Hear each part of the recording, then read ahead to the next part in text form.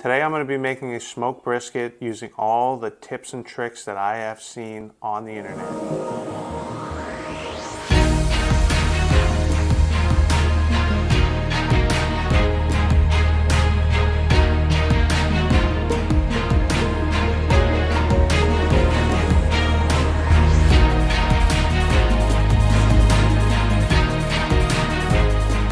So I'm sure you've looked up plenty of videos how to cook a brisket, and you've seen all these little tips and tricks on how to make a great brisket. I'm going to be using a bunch of these suggestions I've seen on YouTube all over the internet to try and make a great brisket. First, I'm going to trim it up nicely. You can see a bunch of great trim videos online. I'm going to show you how I trim it up today. After I trim the brisket, I'm going to dry brine it overnight. Tip number one, I'm going to coat it in salt, leave it overnight, let that salt penetrate the meat. So that's the first thing, dry brining the brisket. I'm going to smoke some Wagyu beef tallow. I'm going to take that smoked Wagyu beef tallow, and then when I wrap this brisket, I'm going to be pouring that all over the brisket. Then I'm going to be doing the overnight rest in the oven. Once it's done, I'm going to let that temperature cool down to about 160 and then throw it in my oven at 170 degrees for 10 to 12 hours. And then we're going to see how it comes out. But it starts with trimming this brisket, so let's get to it.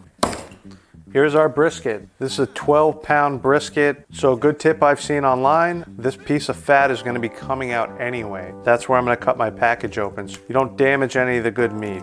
Now, you want to find yourself a brisket that hopefully has some good marbling in it. You also want to find one that's got a nice solid shape to it. You want to find one that's not too thin. The first thing I want to do is try and get this fat out of here. And as you can see, you can almost just pull it out by hand. Trimming a piece of meat when it's nice and cold is very helpful. Let's get this big chunk of fat out of here. Just want to work your knife in there.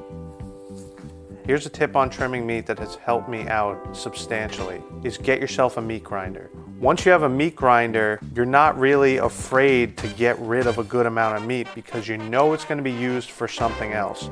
Let's continue with this. Just want to get a little more of this fat out of here. All right, so we got that chunk of fat out of there. What I like to do is trim some of this excess fat off of this meat side here. So I'm not going to worry about trimming too much here because I know this is going to get cut off. All right, this is looking pretty good for this side. We're gonna cut all this off. You can see this beautiful marbling we have here. That's what we want. So what I'm gonna do here is cut off a nice piece right off the edge of this. Another great thing about trimming your edge here, now I can see how much fat I actually have going on here. All right, that looks pretty good there. Let's go ahead and flip this over to the fat side. As you can see, we got this big chunk of meat that's sticking up right here. And we're going to go ahead and just trim this right off. Trim some of this fat off.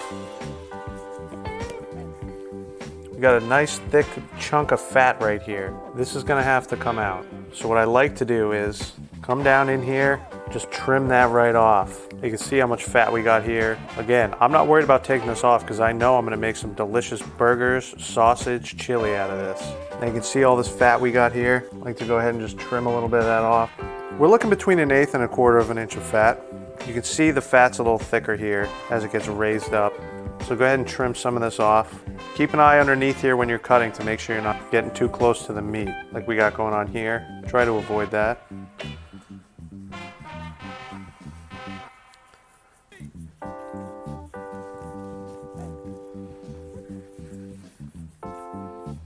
All right, this is what you want to try and avoid. If you get a little spot, it's okay, but you want to try and avoid that. Now, what I want to do is try and shape this thing. So back to the grinder thing. I'd rather use this meat for grinding burgers or sausage than I would try and save it on this brisket. If I try and leave this on the brisket because I'm trying to save as much meat, it's going to get burnt. It's not going to be good meat. It's going to be much better meat used in a burger grind, sausage grind, whatever you have in mind. That's why I'm not scared to trim off a good amount of this meat because I know I'm going to be using it somewhere where its purpose is much better. So for this corner, just going to try and round this off a little bit. Now this corner here, just trim a little of these edges off. Looking pretty good.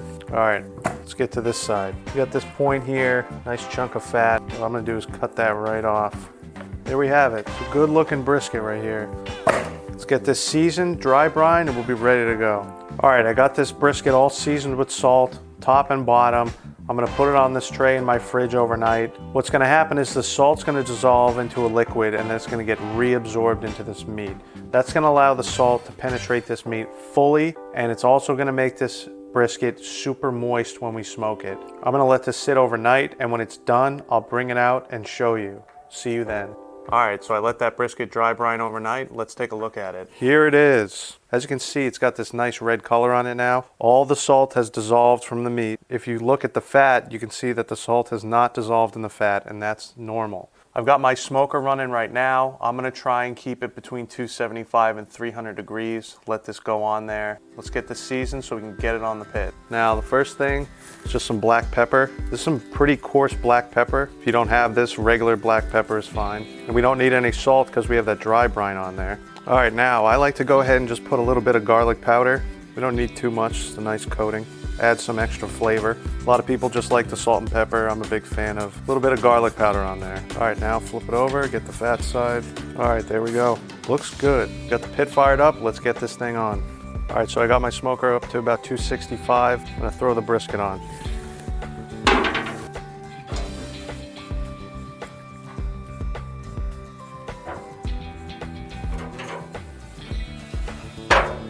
I'm gonna throw this beef tallow down here to get some smoke. All right, so we got the brisket on the smoker. I'm gonna be maintaining about 275 degrees on that smoker throughout this cook. So I'm thinking the brisket's gonna be on there for about 6 to 8 hours before it's ready to pull off and wrap. I'm not gonna look at it probably for 2 or 3 hours. Then I'm gonna go ahead and check on it, make sure it's not getting too dry, make sure we're not getting any pooling up or anything like that. Once I get the bark that I'm looking for, I'm gonna go ahead and pull it off and wrap it with some of that smoked Wagyu beef tallow. So I'll see you in a few hours when I check on this brisket. All right, we're a little over 3 hours on this brisket. Let's give it a look. It's getting a pretty good bark on it, rendering real nice. A little bit of pooling here, not a problem.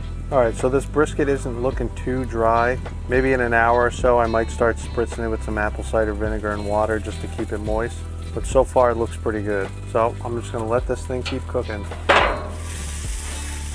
Check out that beef tallow. It's starting to get a little bit of a yellow color. It's exactly what we're looking for. All right, I'll see you when I'm ready to wrap this. All right, guys, so we're 7 hours into this brisket cook. It looks good. I'm gonna go pull it off, wrap it in some butcher paper. I temped it out. We're about 190 in the point, 175 in the flat. Bark looks good though, that's what's important. So let me go get it off the smoker, bring it out, and I'll show you what it looks like. All right, we got our butcher paper and we got tin foil underneath. I'm gonna wrap this thing up in butcher paper, soaked in beef tallow, and then we're gonna do a foil boat around that. So let's get this brisket.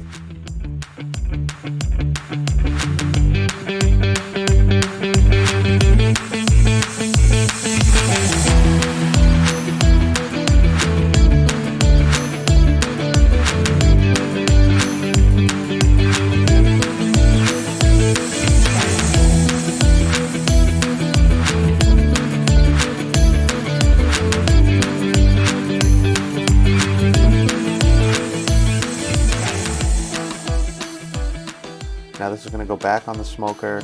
We're going to let it go for a few more hours, check for tenderness, and then pull it off.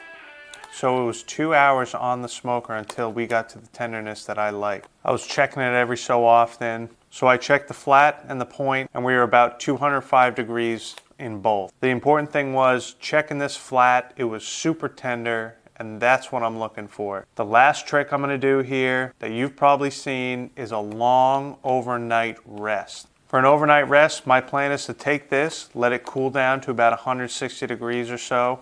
Then I'm going to set my oven to the lowest temperature it can get to. I believe that's 170 degrees.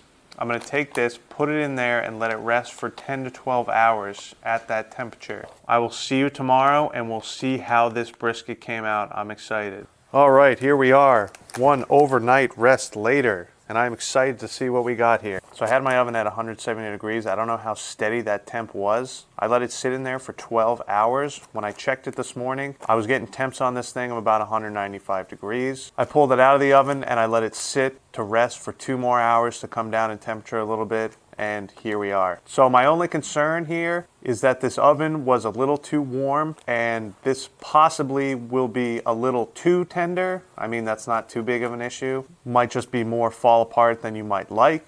Either way, I'm excited to see how it tastes, excited to see how it looks. So let's get right into this. All right, let's get this unwrapped.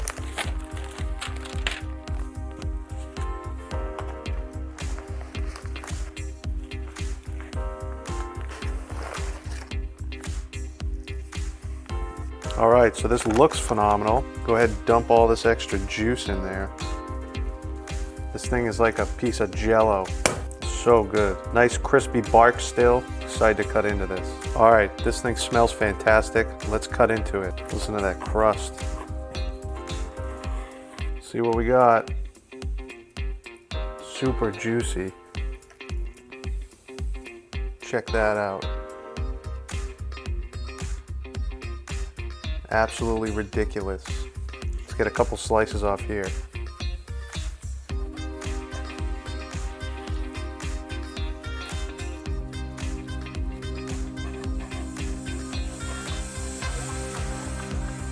Look at that. So I cut these slices a little thick, because that's how I like them. Take a look at that. So good. As you can see, it's just super tender. This is what I was saying. I was a little worried it might be a little too tender depending on your liking, but this stuff, look at that. Still super juicy. I'm very happy with how this came out. Let's check out this point section.